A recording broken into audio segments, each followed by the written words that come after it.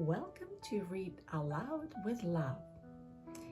Today we're going to be reading a special story called Puss in Boots. And our special guests, Tigrecito and Ratoncito, are here to keep you company. Puss in Boots. Once upon a time, there were three brothers named David, John, and Bruce, who were the sons of a poor miller. The miller did not have much to leave his sons, and when he passed away, all that was left to divide between them was the mill, a donkey, and a cat. The mill was left to the oldest son, David. The middle son, John, inherited the donkey. The Bruce, the youngest son, ended up with a cat. "What good is a cat?" cried Bruce. "I can't even afford to feed the poor animal." Much to Bruce's surprise, the cat began to speak. "Dear sir, you have nothing to worry about," the cat assured him. "All I require is a sack and a pair of boots made especially for me. Soon you will see you have received the best inheritance of all. You're not as unlucky as you think you are." Bruce wasn't quite sure what to make of this, but he thought that since it was odd enough that the cat could speak, perhaps the cat would also be true to his word. He quickly fashioned a pair of boots in the cat's size and found a sack. Seeing the cat jump to his feet, Bruce laughed and decided to call him Puss in Boots. Puss strutted away confidently into the woods. He had a plan. He gathered some carrots from a garden and put them in his sack. Then he hid behind the trunk of a tree and waited for a rabbit to find his trap. Soon, Puss in Boots was rewarded for waiting. He leaped out from his hiding spot and closed the bag on his catch. Puss was very pleased with himself and moved happily onto the second step of his plan. His next stop was the castle. And so he ran excitedly out of the woods and over the bridge towards it. When he arrived at the castle, he asked to speak to the king and was soon taken to see him. The king's daughter, the princess, was sitting next to him.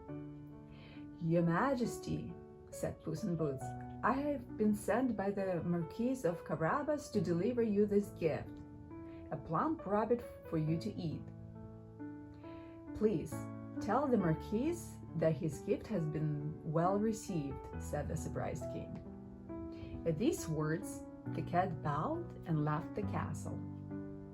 The next day, Puss in Boots returned to the castle with a tray of fresh fish. Then, on each of the following days, he returned with a partridge, a plump rabbit, or some other treat. Soon the king and the princess announced that they would like to meet the mysterious Marquis. Hearing this news, Bruce was scared that the king would discover that he was not a marquis and lived in a miserable cottage. But Puss in Boots had a plan. "I'll take care of everything," Puss in Boots cried. "Take off your clothes and jump in the river." Moments after Bruce jumped into the river, the king's carriage appeared on the road. "Help us, Your Majesty! My master, the Marquis of Carabas, needs help!" cried Puss in Boots. "His clothing has been stolen by thieves." The king made his carriage stop, and he made his coachman rescue the poor Marquis. "My friend," cried the king, "please accept our invitation to the castle to dry you off. I'll give you new clothing, and all of this will soon be nothing more than a bad memory."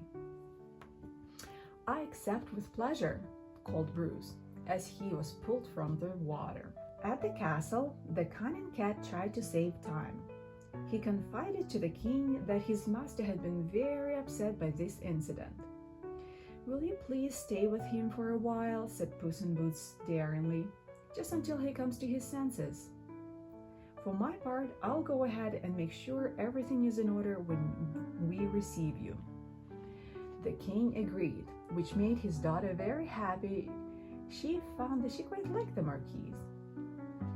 Bruce was looking quite splendid, as the clothing that the king had given him suited him to perfection. He had never been so well dressed.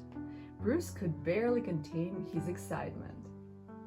Meanwhile, Puss in Boots ran ahead, ready in the third step of his clever plan. He threatened all of the country folk he met with horrible things, and ordered them to say that this land belonged to none other than the Marquis of Carabas if they were asked. A little while later, the king, the princess, and the false marquis returned to the road. Along the way, the king began to question the farmers who were they working in the field for. "Tell me, my brave fellows," he called out, "to whom does this large and well-maintained land belong to?"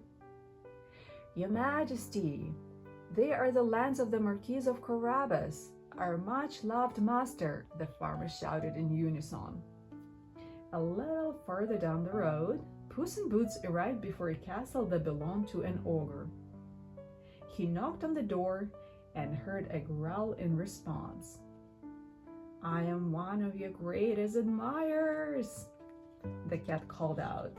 "I've heard that you are capable of doing many wonderful things." Flattered by these words, the ogre opened the door and invited the cat inside.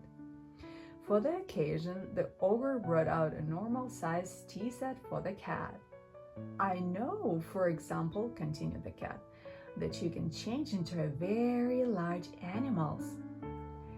"Yes, that's right," the ogre grumbled. "That seems too far-fetched to be true," replied the cat. To prove that he could, in a flash, the ogre transformed into a huge, ferocious lion. "What a big, scary lion you can be," said Puss. "But I bet you can't turn into anything as small as a mouse."